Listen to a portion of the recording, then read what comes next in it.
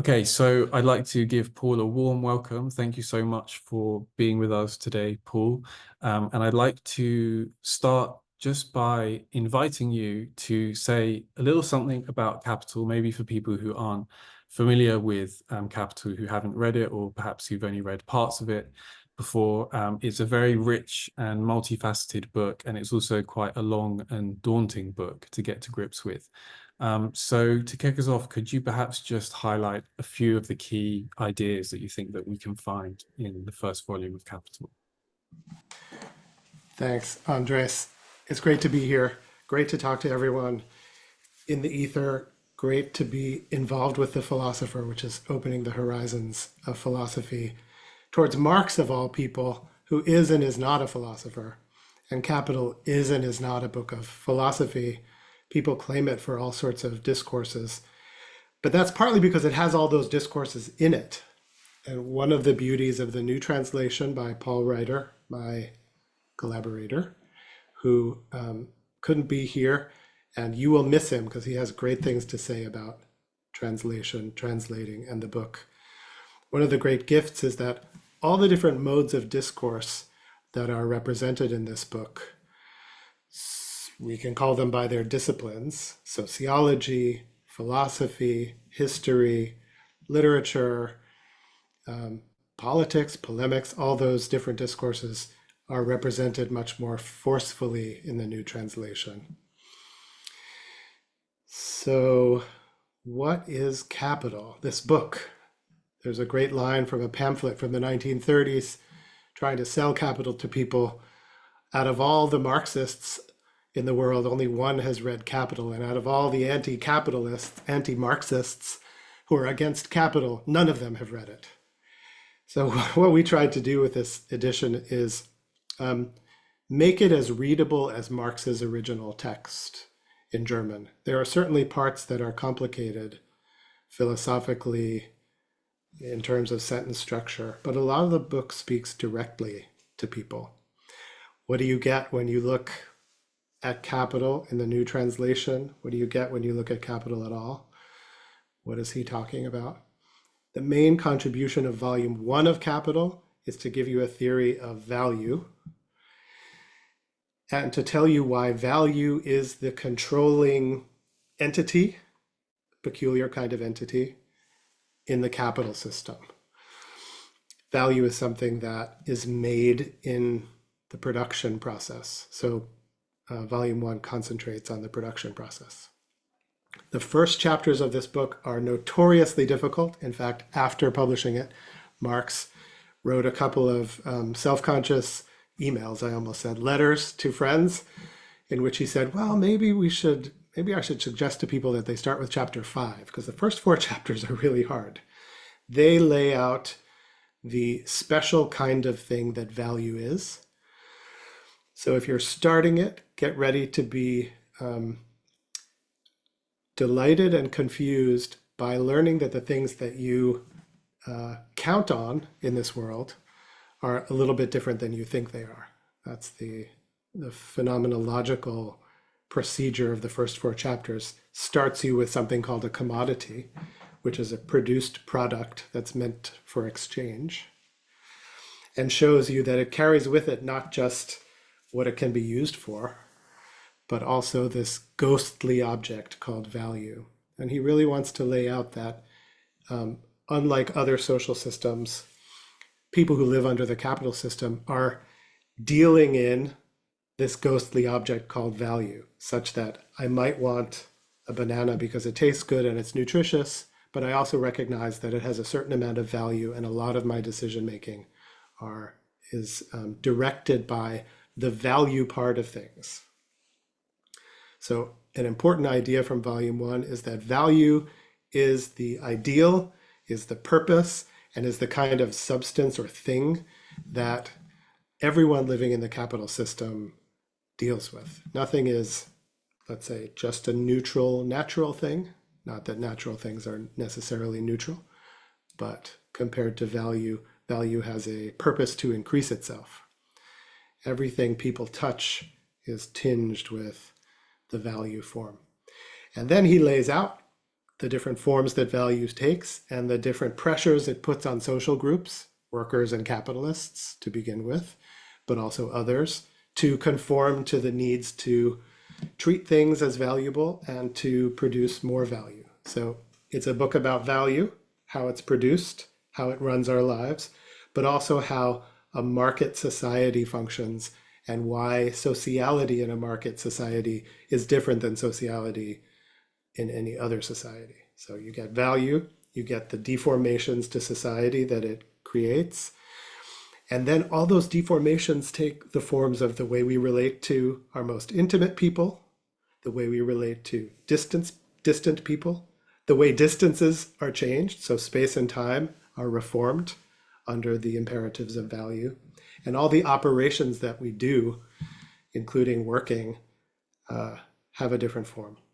So these are three things: value, society, and all of the aspects of our experience that we take to be, let's say, natural or historical, like space and time, become fungible under capital. They look different.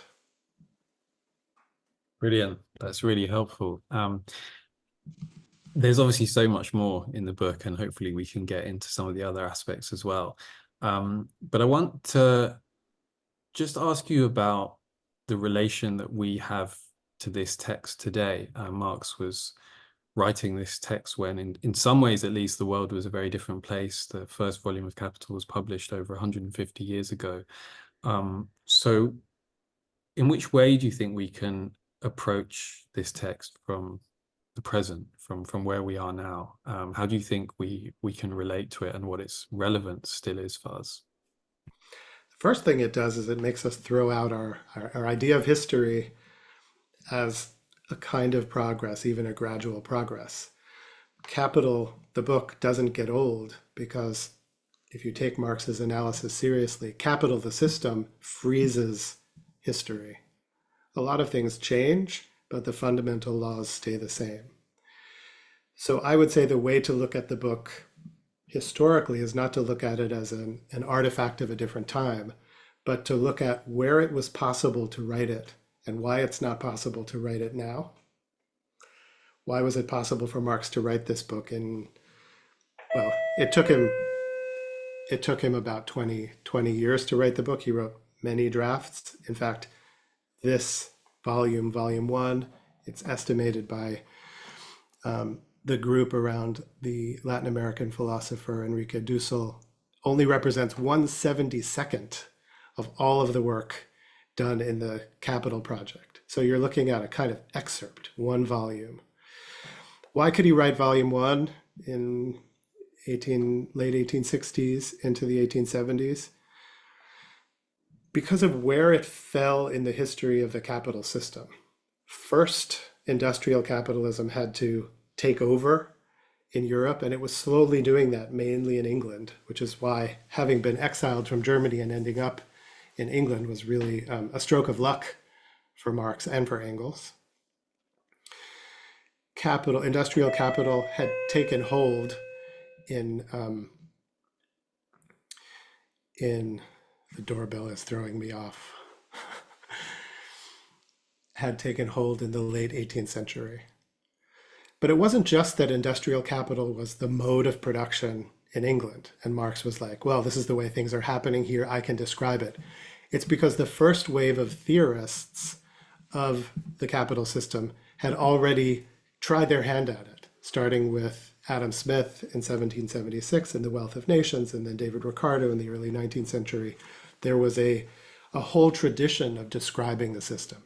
And what Marx could see was the lacks and the faults in the theory of the capital system. So he came at an opportune time when the first attempts to describe it, I won't say naively, but to some degree positively, had demonstrated their lacks. Before the system had taken over and become so totalizing that you couldn't see it, which I would say characterizes our present time. But after it had been seen partially, and Marx came in with a certain set of tools, and he could make a definitive entry in the theory of capital. I want to come back to what you were saying about the different versions and editions, and the attempts that Marx made to write and rewrite this book. I mean, Marx refers to his project as a critique of political economy, and that ends up becoming the subtitle of Capital. And in your introduction to Volume 1, you talk about Capital being an unfinished and incomplete book because, in a sense, that project is an incomplete project. And I've also come across this claim by Dussel that we have just in Volume 1 just 1/70th, something like 1/70th of the total project. Could you say something a bit more about these different attempts Marx made to write and rewrite Capital, and whether in some sense he just didn't finish, or because of history and historical change, somehow this is necessarily incomplete and we have to be revising what Marx came up with in light of what we've experienced? Yeah, that is the question. I guess I was implying in my last answer that the book is actually not old. The book is still very new because the capital system hasn't changed fundamentally. But that raises the question, how does it change? And Marx has a theory of how it changes. The laws don't change, but the phenomena are constantly changing because capital needs to produce its surplus value as limits arise on that. So you will see all sorts of different phenomena, whether it's tech, consumer electronics, advertising, things that Marx couldn't imagine in the 19th century, or didn't imagine, let's say. The rise of finance to become the holder and the processor of something like 60% of the world economy. These were not things that could be, or that Marx did foresee. But they are predictable from the laws of capital, insofar as capital is always looking for other ways to get around limits and increase surplus value. And those laws, Marx claims, have such a necessity to them under capital that all phenomena that change are changing according to those laws. So changes that happen under the capital system are always to increase the production of surplus value, let's say, never to decrease it. And that really does help explain a lot of the phenomena of today. He called the text a critique of political economy. This was very important to him because you couldn't simply go out and look at the system. And you still can't really go out and look at the system. You can look at isolated phenomena. For him, the way to find the stuff that was invisible to us was to look for the stuff that was missed by the people who had described it the best. This was where you could find what was missing. So it seems like a kind of bookish undertaking to describe the capital system and be like, here's why workers work, or here's why capitalists are pigs, or however you want to call it, by saying we have to reread Ricardo, and we have to read and potentially insult all of the readers of Ricardo who didn't understand him fully. But Marx uses this as a special technique, a kind of almost philological technique, to unearth what was invisible necessarily and what these theorists missed. I think that's a great way of capturing the idea of critique and what Marx is doing. I guess connected with that, I wanted to just ask you about the question of language and style in Capital, and how you see that operating in the book, how important, how crucial that is, you think, to Marx's project here, and also how you approached it in coming up with this new edition. Thanks for asking that. That gives me an opportunity to praise my collaborator again, Paul Reitter. A translator is something like, this is a kind of bastardization of a quote from Nietzsche, a giant ear with a little pencil on the end of it. That was Nietzsche's picture of a student, but I think it's even better for a translator. So the strength of your ear is the strength of translation. And Reitter, because of his work translating German Jewish philosophers and literati, he can hear all the different registers that this particular group of people needed to use to make their points. And Marx, in that regard, is really a German Jewish figure. He speaks from a kind of margin, and he's happy to yell at people just as much as he's happy to dialecticize. There's a number of styles in the book, which is one way to put it, a number of voices, a number of Marxes. And Reitter gets a lot of them into English. It's very hard to do. It's even hard to do when you can hear it, because you also have to have, registers of prose that you can use it. But I'll give an example of a style, a kind of other deprecating humor. One of the examples of someone trying to sell their commodity through the first 4 chapters is a priest who's trying to sell a Bible in order to use the profits to buy schnapps.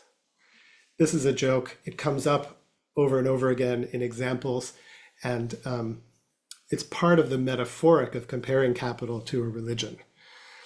And unless you're really sensitive to that, if you over-focus on dialectics, of which there are plenty, you don't get the real critical tool, which is irony, or the real critical tool, which is polemic, or another real critical tool, which is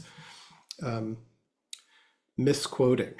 Marx is a great quoter and massager of quotes, using quotes to say things that were intended but not fully said by the political economists that he's quoting. So you need to have a very ample ear to get the styles across. And it's my contention that Marx would use any means necessary to injure capital, to make capital apparent, to make its excesses apparent, whether it was a deeply philosophical, logical operation like the dialectic, or just plain ridicule. He didn't care. So we have to say something about Marx as a philosopher, I think, and about the relationship to philosophy in Capital. What extent do you think there are philosophical aspects in Capital? Marx, famously tried to, if you like, distance himself and terminate the relationship he once had with philosophy as he was moving into the mature phase of his thinking. But many see, very deeply philosophical aspects in Capital. So what do you think those aspects might be, if you do think there are still these kind of residues of a certain philosophical approach in the book? I myself think there are more than residues. I think it's a very innovative way of doing philosophy, if you will. But I'm curious to know what you mean by philosophy when you ask that question. Well, I think that's part of the question itself in a way, because I mean, for many, Marx makes a break with philosophy, and so what he's doing is something else. He's developing a new discipline, a new genre. Maybe he's mixing up different disciplines and different approaches in a very unique way. Some claim that Marx is still doing philosophy, but perhaps reinventing what we think of as philosophy. There's a multitude of different positions that have been taken on this question. Well, I think that's the issue. If we're putting aside the politics of disciplines and who claims Marx, and really asking a question about what is philosophical about the book, one response is, well, between Descartes and Spinoza, there's so much different that you can't even imagine that philosophy is the same thing, that any philosopher worth their salt is reinventing philosophy. So on that criterion, Marx is certainly reinventing philosophy. There's many signs that he is using his philosophical knowledge of Hegel, of Spinoza, of other critics of Hegel like Feuerbach, to structure his argument. He makes arguments. Certain philosophical obsessions, like what does it mean to be anything? Ontology, what is a thing?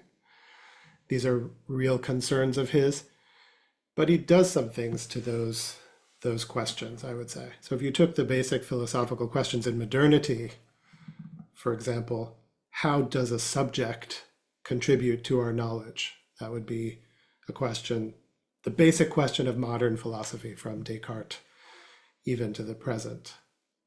How much is our knowledge dependent on subjective aspects rather than objective aspects? Marx definitely has an answer to that.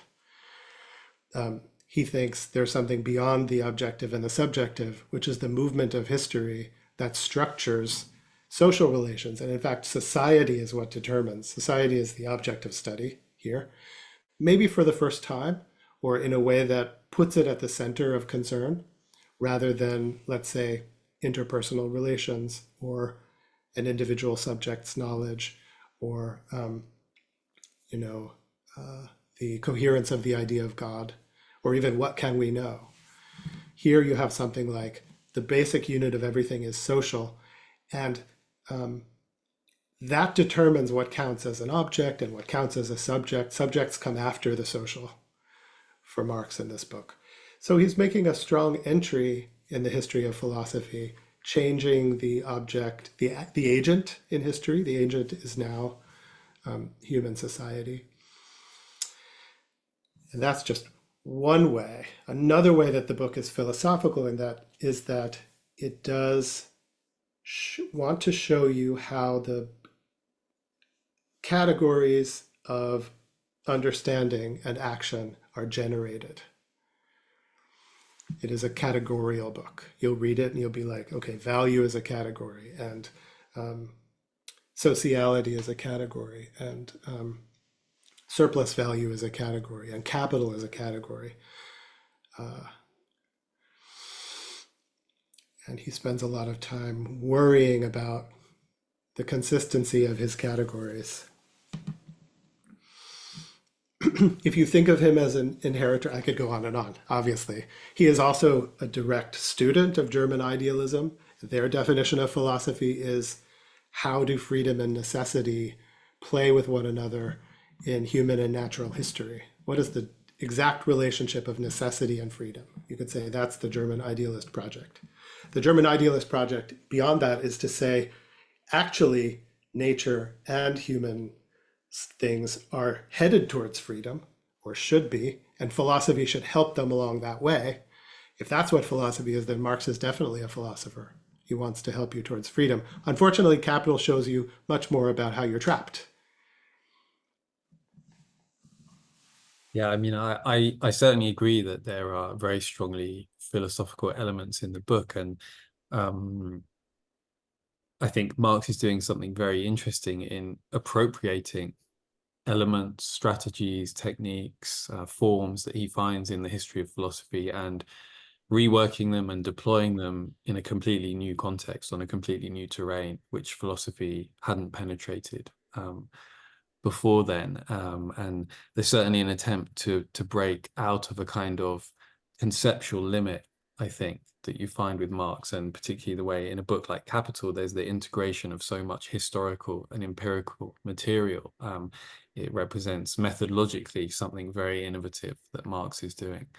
One way, I think, to think about how Marx is also kind of pushing against the philosophical tradition that, in a sense, he also kind of makes his own and uses, is around the question of closure and systematicity. A big concern of German idealism and of the philosophers who most directly impacted Marx's thinking was in achieving a kind of systematicity and a kind of completion in the set of categories which they came up with. And there is an open question and a debated question around whether what Capital is depicting is a closed or an open system. And there are, big political and social consequences from how we answer that question. On the one hand, it seems like Marx is depicting a system of objective economic laws which act upon us whether we want that or not, whether we believe in them or not. At one point he he says that the goal of capital is to reveal the economic laws of motion that govern modern society. And so for some, that, that lends itself to a reading of Marx as a kind of determinist, like these things are just going on and we're somehow the passive objects of these forces. But then on the other hand, there's also a sense in which Marx is clearly trying to show us that the laws of capital and the capitalist system aren't necessary. They aren't natural. They can be changed. They can be contested. And so there is a possibility of resistance and rupture.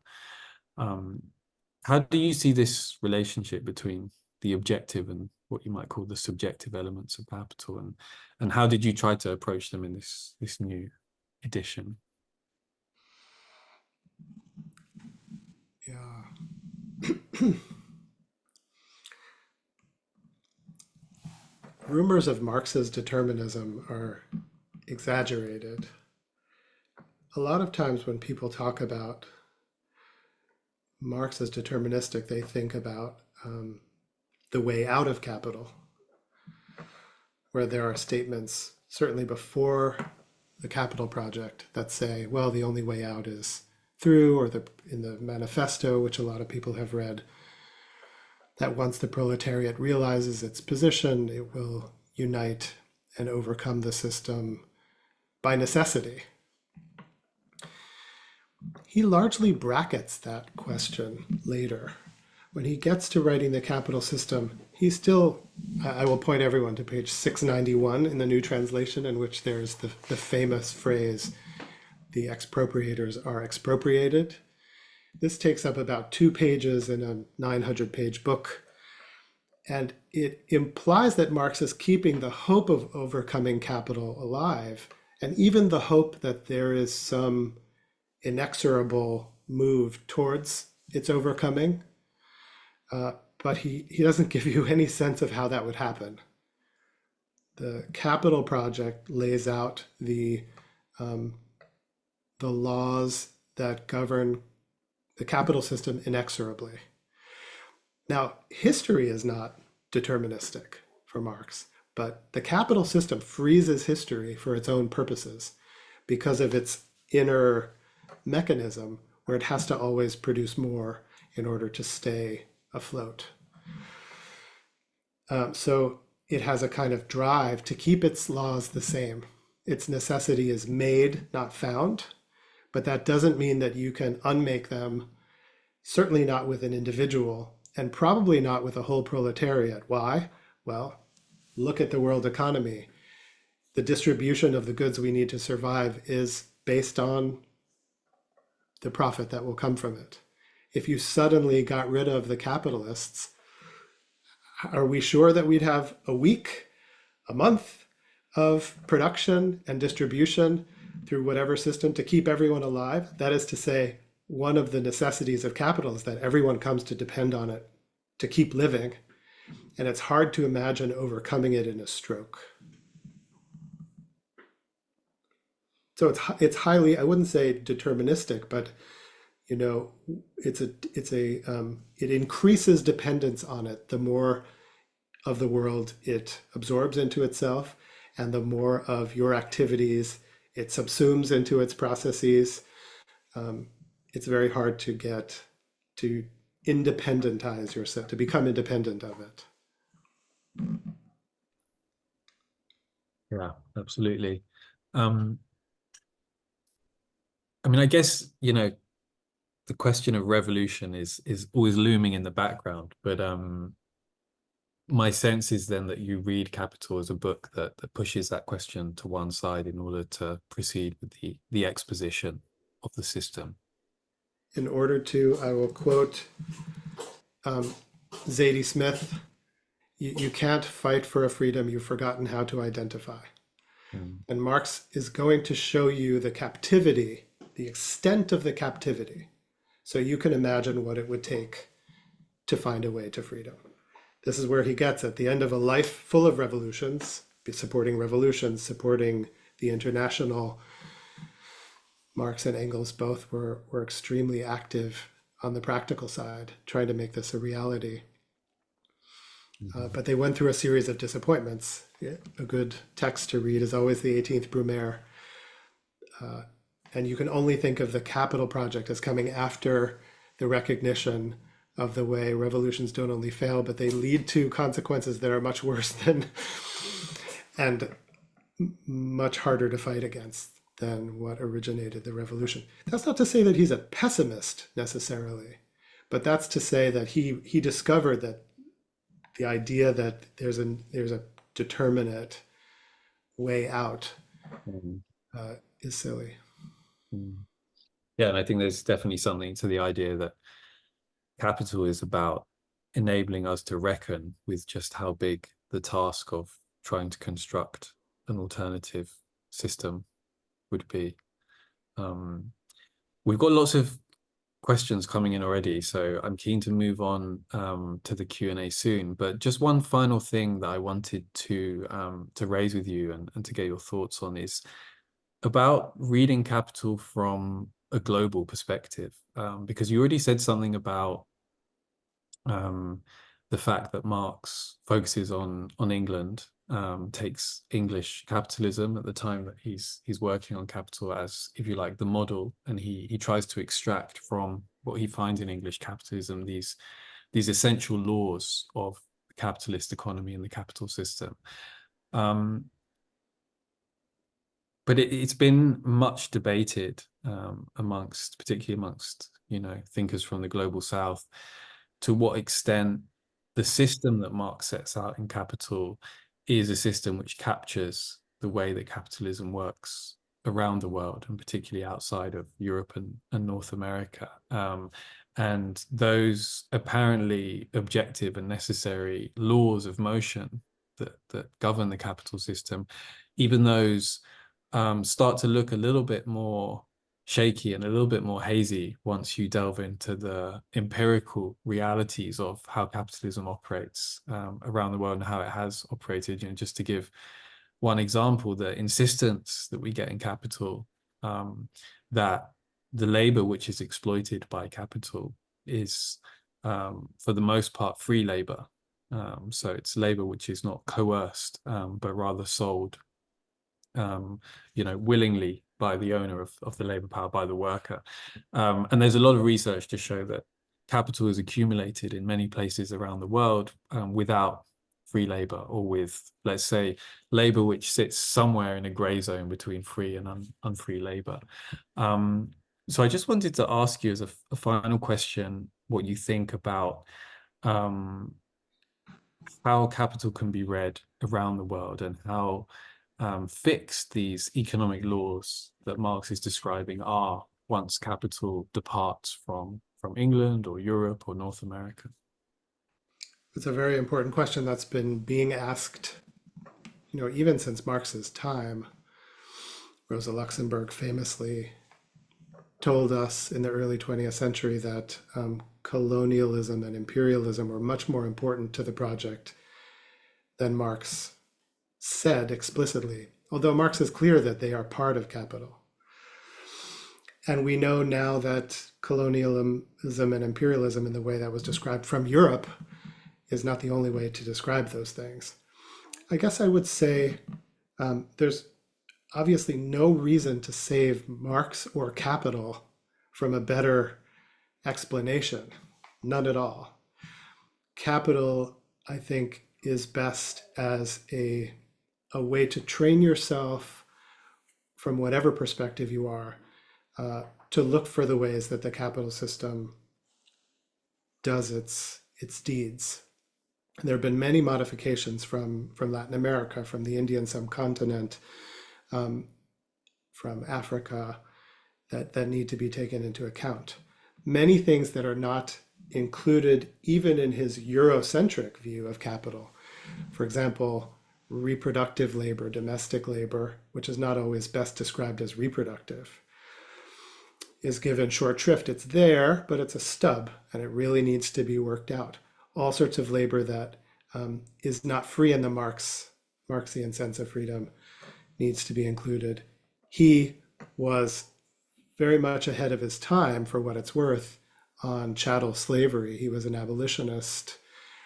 He could see the horror of the system, And he actually thought that the slave uprising in the South of the United States was the revolution, the proletariat revolution, and that he hoped it would catch on around the world. He also saw chattel slavery as being tied to capital and being an engine of the capital system in itself. But he saw it as different and second to free labor, as you're saying. So what I would say is, remember that free labor, wage labor, is really compelled labor for Marx. It's called free because you're free to sell your labor to the employer or starve to death. And Marx wanted to theorize that as the untheorized thing. But the fact that capital can get compelled labor without the freedom to starve by, let's say, physical compulsion or by enslavement, is something, it needs to be expanded, let's say, to that kind of compulsion. And that may be more of the kind of labor that's being done around the world. But it doesn't change the fundamental relation between capital and labor that Marx wants to lay out. So I would say what is useful from capital is the law, from the book Capital, is the lawfulness of capital, even if the actual laws and the actual proportions and the place that labor comes from and the mode of exploitation changes. Great. So I think now we should open up and take some questions from our audience. We've already got quite a few lined up, but for those of you who are tuned in live, please do continue to add your questions using the Q&A box. So I'm going to start with a question from Eri, who says, I have a question for Dr. North. If Marx will do anything, as you suggested, to undermine capitalism, doesn't that compromise his philosophical and academic credentials? Doesn't it suggest that he is first the polemic or political theorist? Yeah, well, maybe I should change that to say I think Marx would do everything. You know, Marx and Engels were both media pioneers, and throughout their working life from the mid-40s to in Marx's case, the late 70s, before he became too ill to really do public stuff anymore, and Engels up to the turn of the century, they were using every medium and every mode possible. They were communicating directly to workers. They were, excoriating false prophets of anti-capitalism. Marx gave a speech at the Paris Commune. So I don't think that Marx's first credential is scholarly, philosophical, or even theoretical. But he wanted to give a weapon to the anti-capitalists. And I have to say that this new edition is great because it's very heavy for throwing at capitalists. And if that's what does it, that's fine. It is a kind of intellectualist project, but as my colleague Michael Denning has documented in a great article, it's an organizing point for worker groups as well. There have been worker reading groups since almost Capital was published. So in that regard, it's a kind of multifunction thing.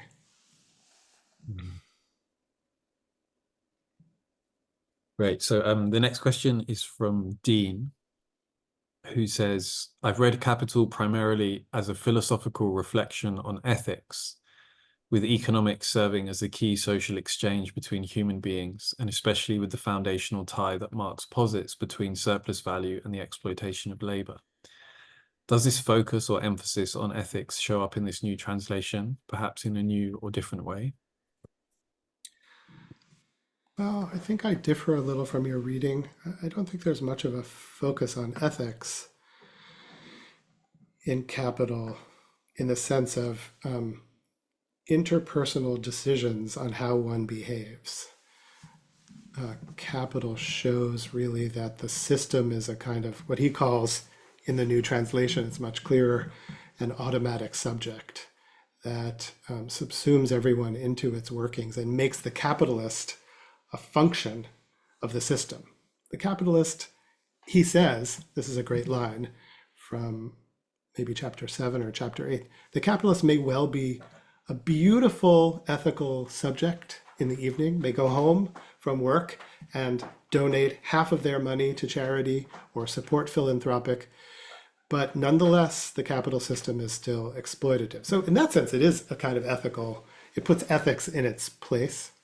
I would say what the new translation makes available that other translations into English haven't is the specific kind of peculiar thing value is, and how it's what Marx calls its ghostly objecthood, which really comes through in the vocabulary that Reitter uses now for the first time. How its ghostly objecthood directs action, that we're not directed by how we feel another will experience our actions, or even directed by how a useful object will satisfy our wants and needs, but rather by how something can be exchanged on the market. There's also the famous passage where Marx talks about character masks, and suggests that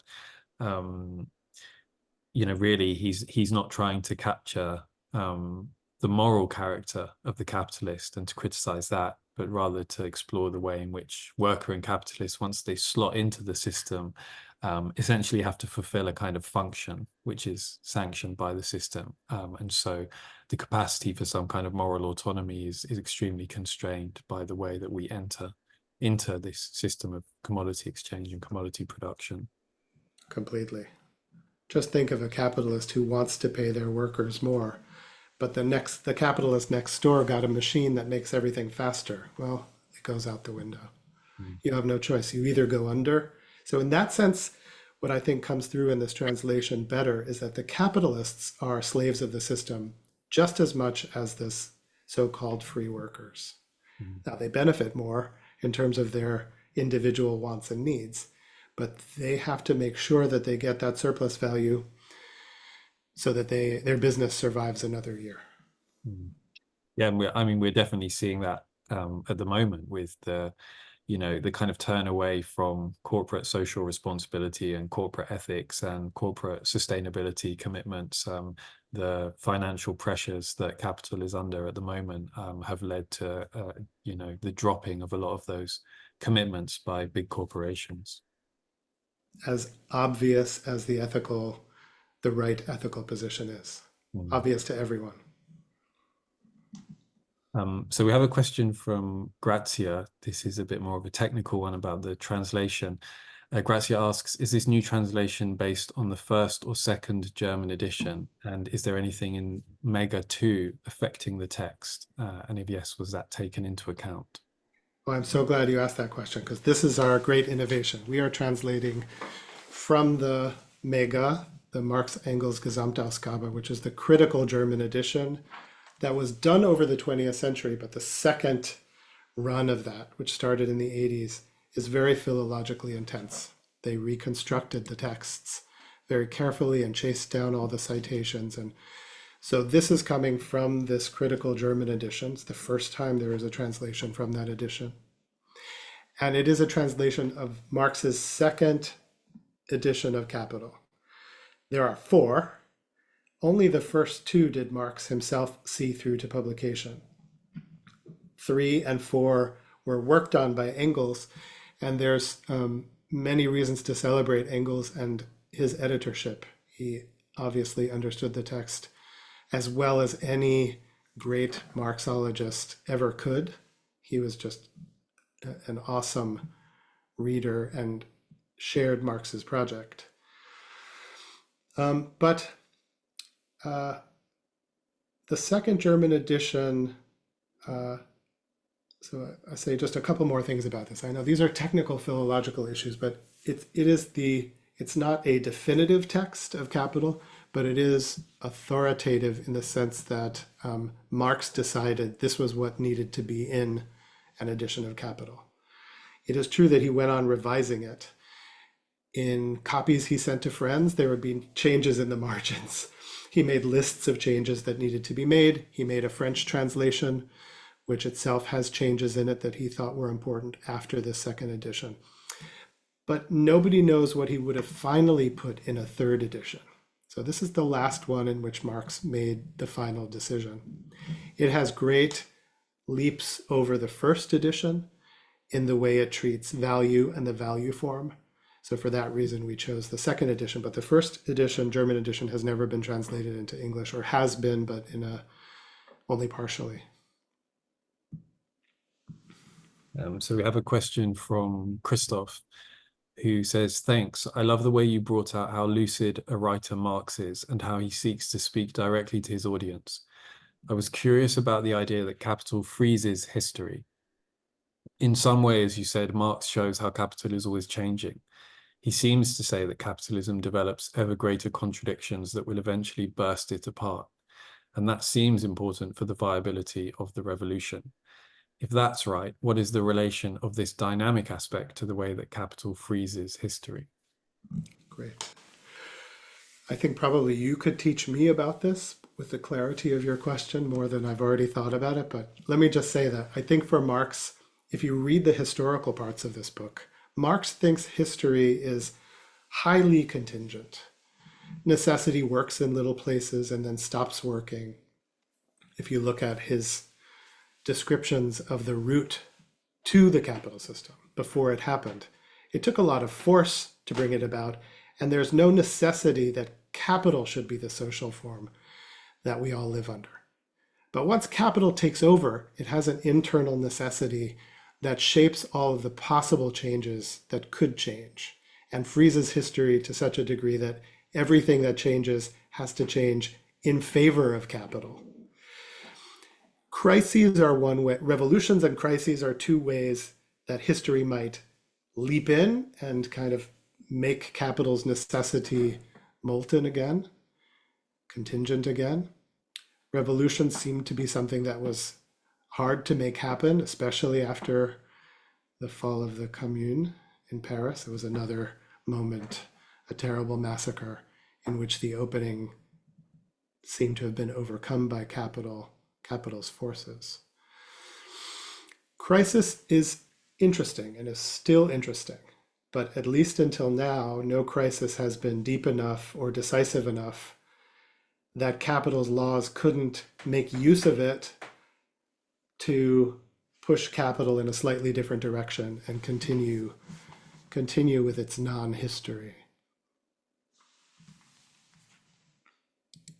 There's also an interesting sense in which capital freezes history from actually beginning.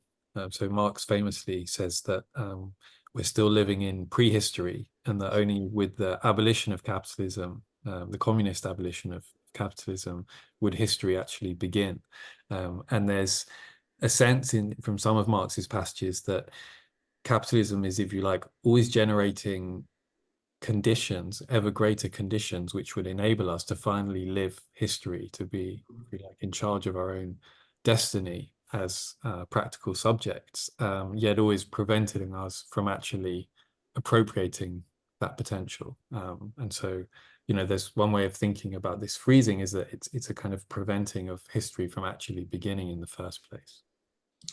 And there's no doubt that Marx thought that previous social systems, especially European systems, had plenty of compulsion and violence in them. Feudalism was not the ideal of freedom either. So we have a question about your experience of producing this new edition. So Celeste asks, over the course of translation, did you come to a new understanding of Marx as a thinker that shook or reshaped your own worldview? Or was your understanding of his philosophy primarily reinforced by the project? I mean, it's the kind of book where every time you read it, you're astonished by the clarity and precision of his thinking. This was the third or fourth time he wrote something like Volume 1.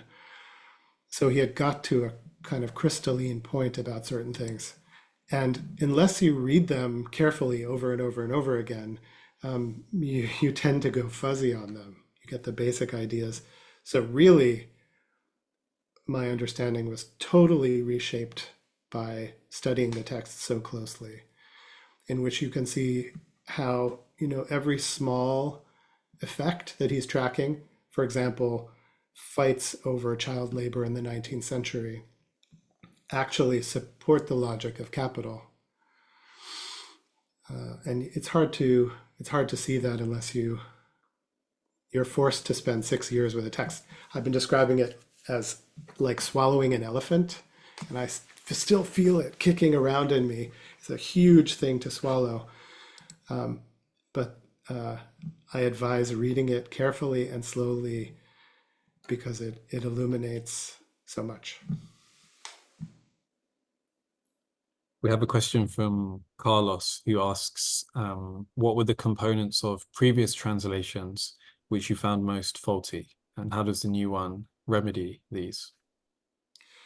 This would be a great question for Paul Reitter to answer, and you can read things he's written on this online. We try not to be too harsh on previous translations. I think it's worth saying that translations have a history, and the first translation, which was done by Moore and Aveling was kind of son-in-law of Marx, and was overseen by Engels, had the aim of getting it into English and not alienating workers, but really didn't have the benefit of 150 years of scholarship. The previous Fowkes translation has a particular aim in the moment of the New Left, and I would say the aim is partly to bring back the densely dialectical portions of the text. This one coming, I would say, at a late stage in Marx scholarship, where a lot is understood, including the things that Andrés was talking about, all that's missing from Capital. Feminist critiques, Black American critiques, global Southern critiques, those have all taken place. So you begin to see, the outlines of what's really being done here, and we could concentrate on those things and bring them out. So I think we have time for just one more question before we have to wrap up. And this is a question from Steve Thomas, who says, thank you for this session. I look forward to reading the book. What sort of Marxist are you? And has this influenced the sort of Marxist I will see Marx as reading this, I think? Oh, this is the question I always fear. Well, I didn't, I guess I would say I'm mostly, I'm a German idealist in that I think we need to aim for freedom. I'm not a Marxist in the sense that I think Marx has the answers to getting there, but I certainly think that Marx has the best description of the global captivity that we're living.